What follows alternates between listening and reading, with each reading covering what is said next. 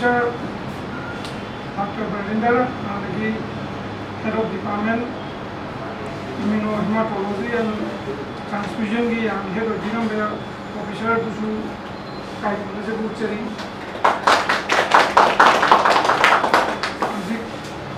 Music Mr. Viva Dr. Musu Muktada Kai Buchari Guna Guna Kegi Advisors who were Viva License Kai Buchari Young people and very young people.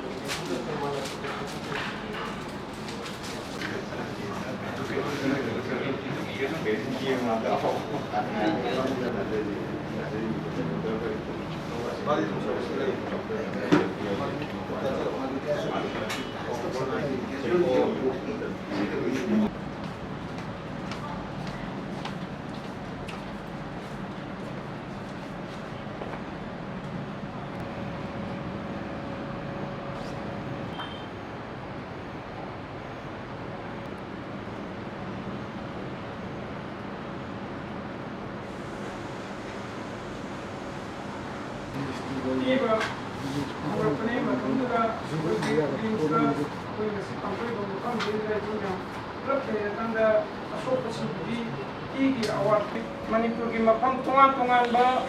मफम निफू की मथक्ता कोई RIMS की मतेंग लोइनना कोई medical camp health camp तौना मयाम की आपकी medical facility लेतबसिंगा कोई मतेंग असी पांगुना कोई मक चथादुना लाखने तो कोरोना लाखिबदगी कोई मखा ताना मेडिकल कैंप को होगी खुदुंचाबदु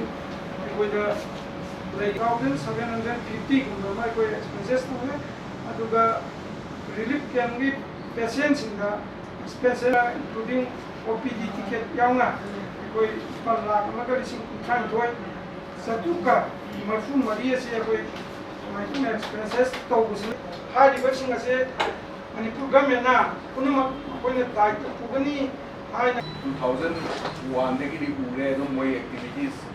विरे रिंसा वेनर मतेंग पांगसे अंदकी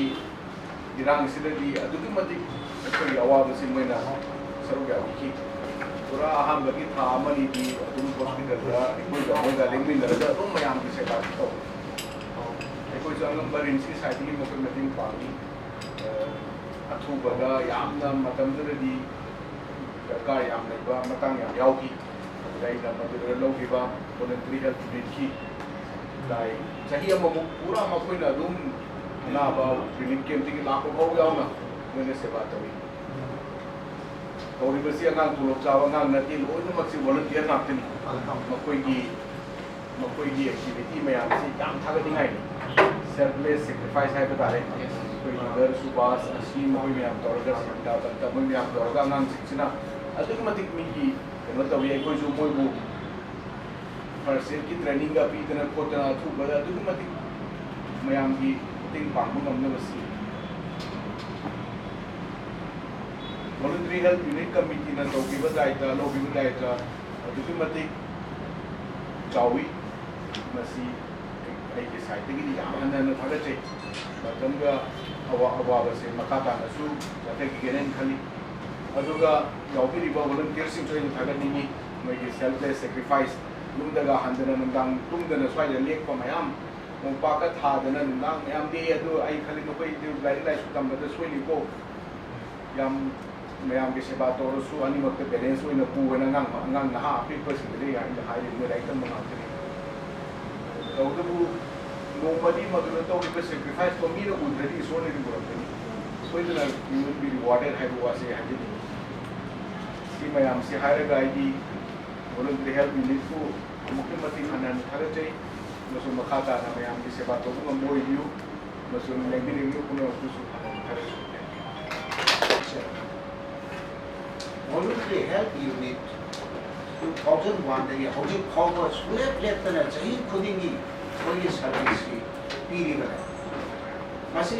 बड़ी फंक्शन जी यानी ई डोनेशन तो खत्म नदी ई डोनेशन जी लिसान सिना तो मोई तौरगा लाय अदुगा अतोपा सर्विस में आमसु पीरिबा मासे अचौपा कोई सैक्रिफाइस एना बेदुम थागत तबे यारो दो बके मोई सर्विस आई रियली एप्रिशिएट सिगी प्राइसलेस सिगी ममल ले बनाते अदु आई फन्यामना ब्लड डोनेशन येकिदा आई फन्यामना मोई फंक्शन दे यो इरांग ले तव मतमदना ब्लड डोनेट तोपा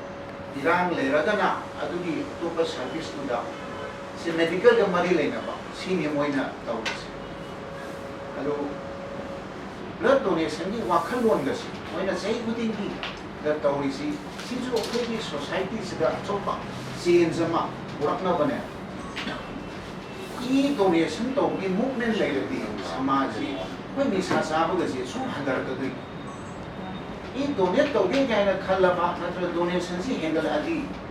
सिनि कनोसिदि मतुंग चक्किने फत्तबा नंगी कैरेक्टर नंगी बिहेवियर में आपसे चेंज तो होदुई निशा साबमीना ई पिनिंग बहुनते सिनी ट्रांसफॉर्मेशन से लाखना बनी सोसाइटी द चेंज म मोरकना बा ई डोनेशन की मूवमेंट से या मरु कोया अदे ई ग मानब ले पोटे अना मार्केट का करिदा हिदा दो ले नि याबना ति मी मना तो पी ग दुइने अदो कोइ नो मोइदा हाइली सिना नोइ सेही की फंक्शन द उंतन पी बदो अदुइ महुता अनिरक नत्र अहुम लक पीबियो याम वाना आरापा काचिन पुया देला एबा मोइना वानी दो कोइगी डोनेशन सिना तोइना पीरो हाइबने बनि मोइगी इमुंग दगी करी दगी लौरा नो हाइ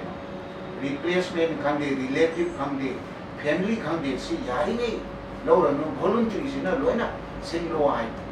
अदो कोइ मदुगी टारगेट तो ngamdrasu national average 80%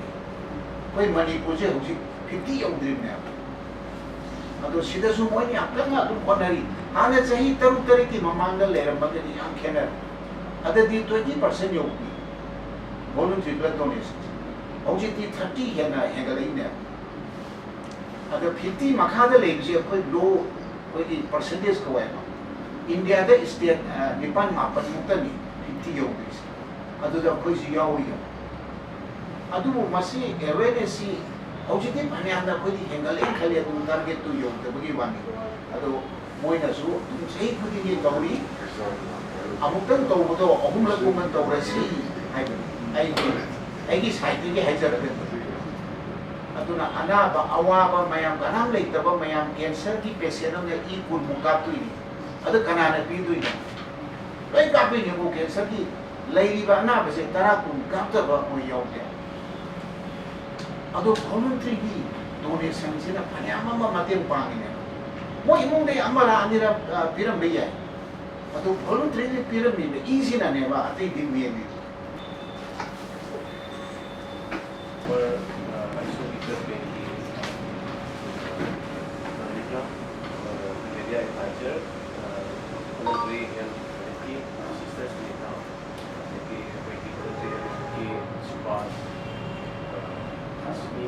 volunteers di media की बैन voluntary कोई voluntary है community नसीबी फाउंडेशन दिया था invite to कोई voluntary कोई voluntary क्या रिलेशना रिलेशना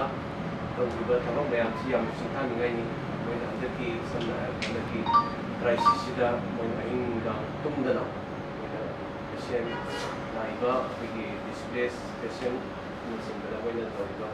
और यहाँ से आगे ना तो थलों में हम सी हम हर निगाई नाइना सोलह सुपर अंदर मतलब दिगो या बसी की सेवा सी उन्हें सुन तो हम सुन सी है voluntary health committee actively support from sigi kahit tanggal sa pamilya yang ba ski medical superintendent Dr. Health Ituano detect voluntary si peso mo na yung hindi ba pamela ko hematology ski assistant medical superintendent pamilya Profesor Arun Kaka Arun Technology Winner of the Research Data on the next video of Singh Singh पूरे room check कर कोई को लगा कुछ की press की मतलब की हम सिर्फ तलवा और दिन कुआन मतलब की चुनाव से बंदिया का मतलब कोई नहीं ना प्रेस की चुनाव से कोई नहीं तो मैंने तो हमने मतलब की काफी उम्र के चल पे आई है कोई का प्रेस करते हैं पता ही थी मैं को चुनाव में आप बस यूशियल को तो मैं लोइन पुलिस ने ताना नोट को की बेंट थी खंग है के को बात पूरी शुरू मेरा भाई तो का ये का तो अच्छी में हम की फोटो में हम कुंजल होइबा मोही में हम की लोइन फिर द थोड़ पे याद है ना कोई अच्छी की फोटो होगा मोही डिटेल्स होगा मोही कुंशी वाली तो कोई ना शेडलेस सेक्रीफाइस मोही अथवा शिगरा हवाई से कुंशी वाली होगा लाइक शाम से कोई देसी चेनाउसिंग developer committee and beautiful lady then hospital dah apa jadi tiang 20 lah kesalahan yang